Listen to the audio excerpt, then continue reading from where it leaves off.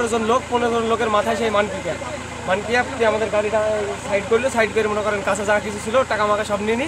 তিনটা প্রথমে একটা যে আমাদের গ্রামে অন্তর বলে একটা সিটি ছিল, মোটর সাইকেল পালাইতে গেছে, ওর পেছনে মেরেছে। তারপরে আমি গাড়ি স্টার্ট দিয়েছি যে আমার সামনে একটা আর পেছনে একটা মেরে পালিয়েছে।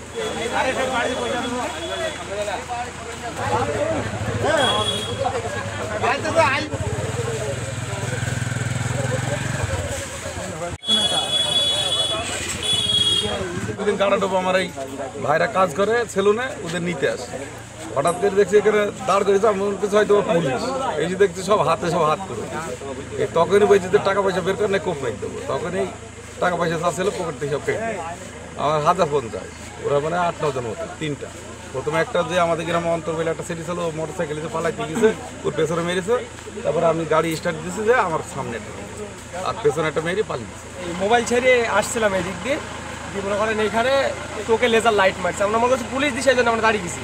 মনে করেন 15 জন লোক, 15 জন লোকের মাথায় সেই মানকিয়া আমাদের গাড়িটা সাইড করলো, সাইড করে মনে করেন কাছে যা কিছু ছিল টাকা মাকা সব নিয়ে নি।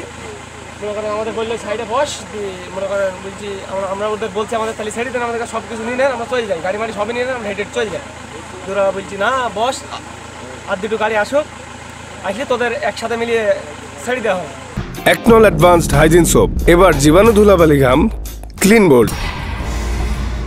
যখন 3-4টি ভ্যান এক জায়গায় হয়ে গেছে, তখন মনে করেন একটা লোক এখানে খেঁচা পাচা বাদ দিয়েছে, ওই লোকটাকে মারধর করেছে অনেক।